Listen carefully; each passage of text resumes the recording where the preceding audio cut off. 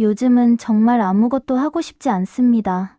70둘 박영자 씨는 아침에 눈을 떴어요. 하지만 일어나고 싶지 않았죠.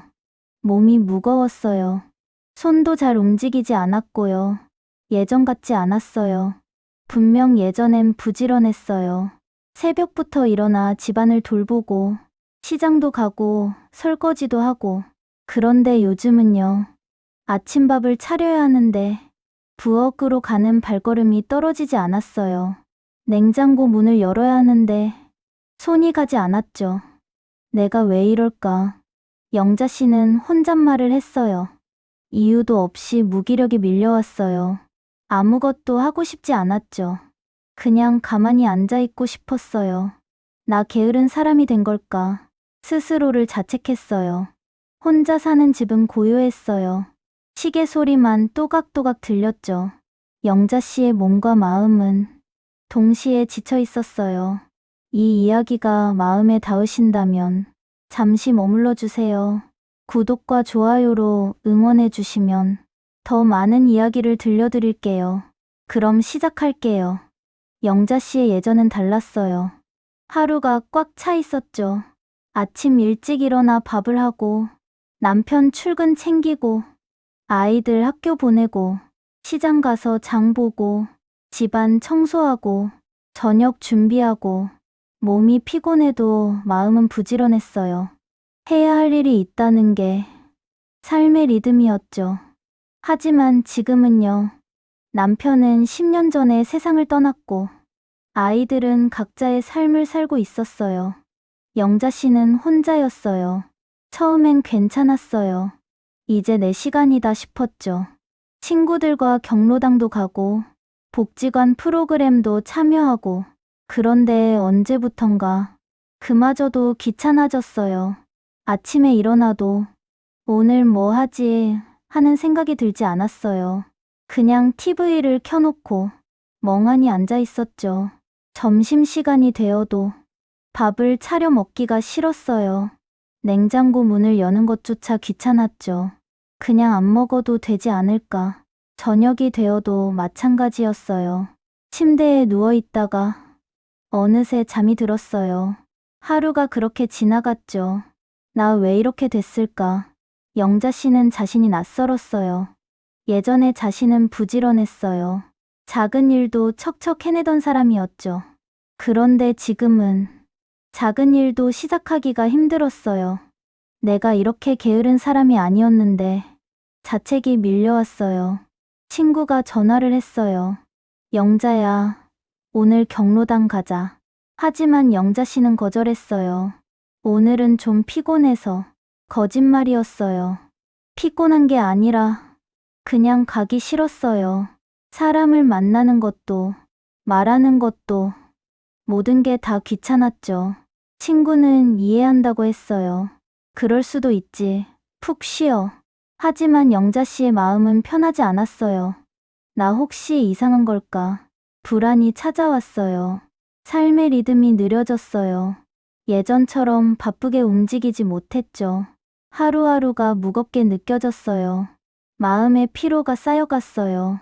겹겹이요. 아무도 모르게 영자 씨는 혼자였어요. 그 무거움 속에서 어느 날이었어요. 영자 씨는 복지관에 갔어요.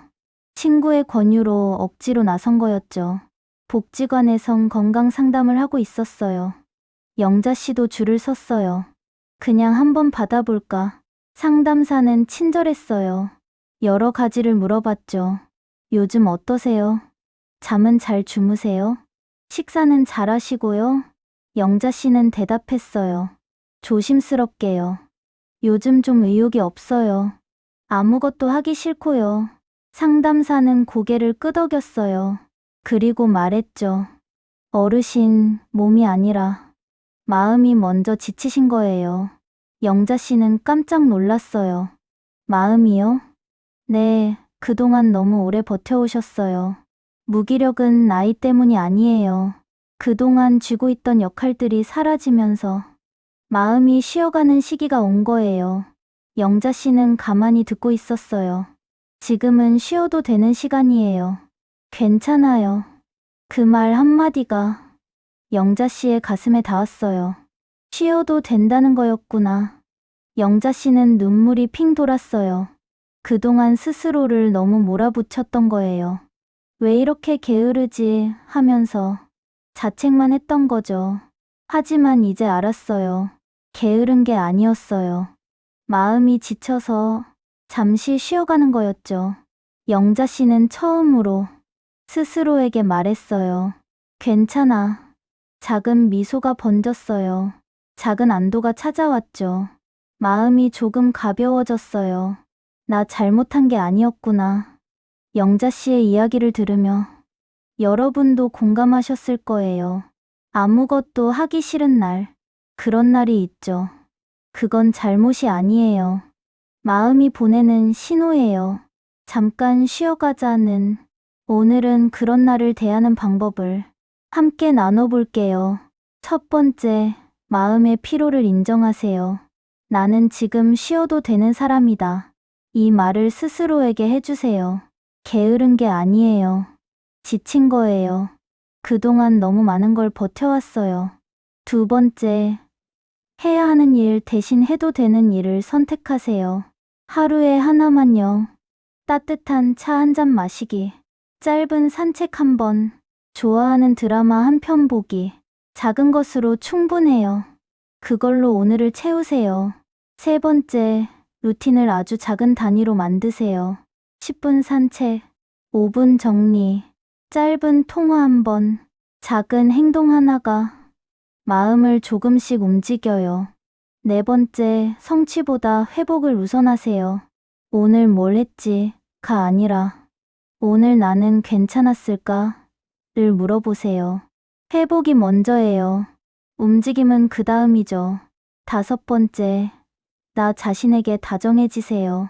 마음의 속도를 인정하는 것만으로도 무기력은 조금씩 풀려요.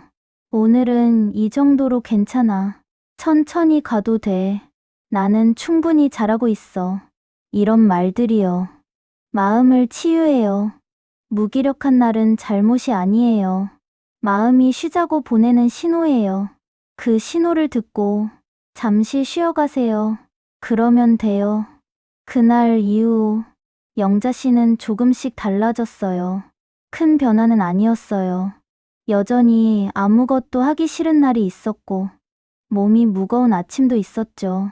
하지만 이제는 알았어요. 그럴 수도 있다는 걸. 어느 날 아침, 영자 씨는 창문을 열었어요. 바람이 들어왔죠.